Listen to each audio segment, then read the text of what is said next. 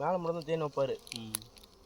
அதில் எவ்வளோ தேன் நிற்கிது பாருங்க. தேனி பெட்டி எப்போ வாங்கணும்னு நினச்சாலும் கண்டிப்பாக இந்த ஸ்மோக்கர் ஒன்று வாங்கிடுங்க. இந்த ஸ்மோக்கர் இருந்தால் மட்டும்தான் நீங்கள் கண்டிப்பாக தேனீக்கள்கிட்ட கொட்டு வாங்குறதை தவிர்த்துட்டு உங்களால் தேனும் தைரியமாக எடுக்க முடியும். அது எப்படி யூஸ் பண்ணணும்னா, உள்ள தேங்காய் நார் போட்டு பற்ற வச்சாச்சு. இப்போ புகை வருதுல்ல, இது எப்படி நம்ம யூஸ் பண்ணுறோம், எந்த அளவுக்கு யூஸ் பண்ணணும் அப்படின்றத நான் காட்டுறேன் பாருங்கள். அப்படியே காட்டுறேன். இதில் இப்போ நீங்கள் எந்த அளவுக்கு ஸ்மோக் யூஸ் பண்ணணும் அப்படின்னு ஃபஸ்ட்டு தெரிஞ்சுக்கோங்க. ஈக்கள் எல்லாமே இப்போ மேலே இருக்குது. நம்ம என்ன பண்ண போகிறோம்னா, இந்த ஈக்களை கொஞ்சம் கீழே இறக்க போகிறோம். எப்படின்னா, இப்படி மேலே புகை போடுறோம் பாருங்கள். புகை போடும்போது ஈக்கள் லைட்டாக கலைஞ்சிட்டு அப்படியே கொஞ்சம் உள்ளே போகும் பாருங்கள். அப்படியே க்ளோஸ் பண்ணுறது. ஒரு அளவுக்குள்ளே போயிடுச்சுல. இந்த மாதிரி டைமில் நம்ம வந்து ஈஸியாக வந்து எடுத்துக்கலாம். ஏன்னா முன்னாடி நீங்கள் பார்த்துருப்பீங்க, நிறைய மேலே உட்காந்துருக்கும். இந்த அளவுக்கு நம்ம புகை போடும்போது கொஞ்சம் உள்ளே போயிடுச்சு. அப்போ நம்ம புகை போட்டதுக்கப்புறம் தேனீக்கள் கொஞ்சம் பயந்து உள்ளே போயிடுச்சுன்னு அர்த்தம். நம்ம அதுக்கப்புறம் அந்த அடையை வந்து எடுத்து பார்த்தோம் அப்படின்னா நமக்கு உள்ளே என்னென்ன கண்டிஷனில் இருக்குது எப்படின்னு நம்ம வந்து தெரிஞ்சுக்கலாம். இதில் இப்போ தான் வந்து தேன் ஃபில் பண்ண ஆரம்பிக்குது. ஏற்கனவே நம்ம வந்து இதில் ஒரு ஹார்வெஸ்ட் எடுத்தாச்சு. இப்போ 2வது ஹார்வெஸ்ட்டுக்கு ரெடியாக வந்து வச்சுருக்கு.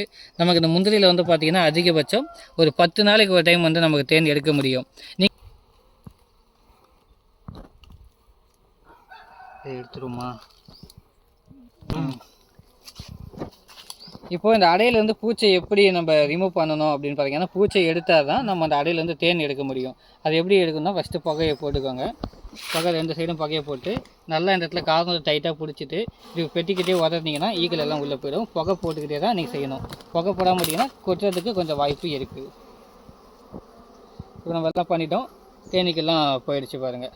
சும்மா மறுபடியும் இந்த அளவுக்கு ஷேக் பண்ணாலே போதும். நீங்கள் புகை போடாமல் பண்ணிங்கன்னா இப்படி பறந்த தேனீக்கள் ஏதாவது 1-2 நம்மளை வந்து கொட்டதுக்கான வாய்ப்பு இருக்குது. நீங்கள் பயந்துட்டு கீழே போட்டிங்கன்னா தேனும் வேஸ்ட்டாக போயிடும். மற்ற பூச்சிகளும் நம்ம கடிக்கிறதுக்கு கொஞ்சம் வாய்ப்பு நிறையா இருக்குது. அதனால் புகை இப்படி தான் போட்டு இந்த அடையில் இருக்க வந்து உதறி விட்டு நம்ம அதுக்கப்புறம் தான் மிஷினில் வச்சு சுற்றி எடுக்க முடியும். இப்போ பாருங்கள், நான் கொஞ்சம் ரொம்ப வருஷமாக தான் பண்ணிகிட்டு இருக்கேன். என்னாலே தேனீக்களை எடுக்க முடியல. ஏன்னா அந்தளவுக்கு தேனீக்கள் ரொம்ப ஆக்ரோஷமாக இருக்குது. நம்ம கையை வைக்கவே விட மாட்டேது. இந்த புகை போடுறதுனால தான் ஓரளவு கண்ட்ரோல் பண்ண முடியுது. நீங்கள் புதுசாக தேனீக்களை வளர்க்கணும்னு நினைக்கிறவங்க தேன் பெட்டியை வாங்குறீங்களோ இல்லையோ, இந்த ஸ்மோக்கரை கண்டிப்பாக வாங்கணும். ஸ்மோக்கர் வாங்கினா மட்டும்தான் உங்களால் தேன் எடுக்கிறது ரொம்ப சாத்தியப்படும். இல்லைனா கண்டிப்பாக தேன் எடுக்கிறது ரொம்ப ரொம்ப ரொம்ப கஷ்டமாயிடும். அடையெல்லாம் தூக்கவே முடியல, அவ்வளோ வெயிட் இருக்குது. நீங்கள் அந்த குயின் செல்லை பார்க்காம விட்டுட்டிங்கன்னா என்ன ஆகும் அப்படின்னா, இதில் இருக்கிற பாதி கூட்டம் பிரிஞ்சு போயிடும். இந்த அளவுக்கு தேனை நீங்கள் கனவுல கூட நினச்சி பார்க்க முடியாது. அந்த அளவுக்கு உங்களுக்கு ரொம்ப கஷ்டமாயிடும். அதனால் 5 நாளைக்கு ஒரு டைம் வந்து குயின் செல்லை கம்பல்சரி நீங்கள் செக் பண்ணி தான் ஆகணும். அது எப்படி செக் பண்ணணும் அப்படின்ற எல்லா விஷயத்தையும் ஃபஸ்ட்டு அந்த தேனை எடுத்து முடிச்சதுக்கு அப்புறம் நம்ம அதை பார்ப்போம். இப்போ இதில் எவ்வளோ தேன் இருக்குது அப்படின்னா நீங்கள் பார்க்கலாம். இப்போ எவ்வளோ கீழே போயிடுச்சு பாருங்கள். நம்மளை வந்து எதுவும் கொட்டல, எல்லாமே கீழே போயிடுச்சு. இந்த மாதிரி டைமில் ஈக்களை நம்ம போக வச்சுட்டு எடுத்தால் தான் நம்மளால் தேன் எடுக்க முடியும். இல்லைனா தேனீக்கள் நம்மளை வந்து கொட்டுறது அதிகமாகிடும். அதுக்காக தான் அந்த புகையை நம்ம வந்து யூஸ் பண்ணுறோம்.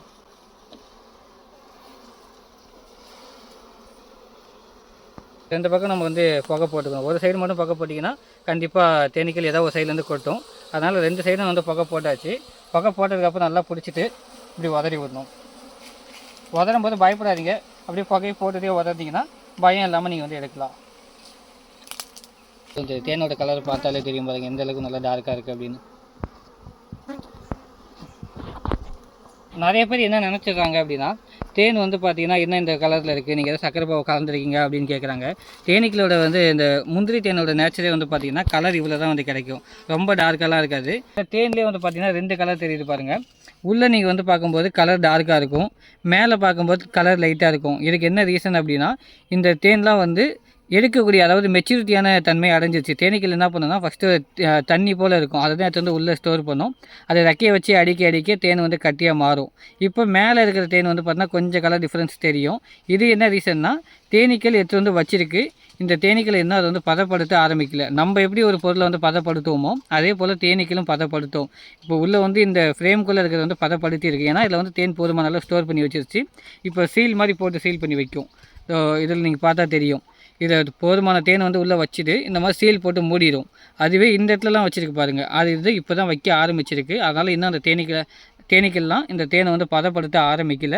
இது எப்போ பதப்படுத்தினா ஃபுல்லாக இன்னும் கொஞ்சம் மேலே எக்ஸ்ட்ரா அடை கட்டிட்டு அது ஃபுல்லாக தேனை வச்சதுக்கப்புறம் தான் அந்த பதப்படுத்தி இந்த மாதிரி சீல் போட்டு மூடி வச்சிருச்சு அப்படின்னா அந்த தேன் வந்து ரொம்ப வருஷம் கெட்டு போகாமல் இருக்கும். இல்லை நம்ம இந்த மாதிரி டைம்லேயே அது வந்து எடுத்துட்டோம் அப்படின்னா அது கொஞ்சம் சீக்கிரமாகவே கெட்டு போகும். தேன் வந்து நிறைய பேர் என்ன சொல்லுவாங்கன்னா கெட்டு போகாது அப்படின்வாங்க. கண்டிப்பாக தேன் வந்து புளிச்சு, இப்போ நம்ம எடுக்கிறத விட தேன் வந்து புளிச்சு போகும், நுர ஃபார்ம் ஆகும். அப்புறம் தேன் வந்து ரொம்ப நாள் ஆச்சு அப்படின்னா கலரும் சேஞ்ச் ஆகும். இது போல் தேனுக்கு நிறைய பிரச்சனைகள் நன்மைகள் உண்டு. நிறைய பேர் வந்து கெட்டு போகாது அப்படின்னு சொல்கிறாங்க.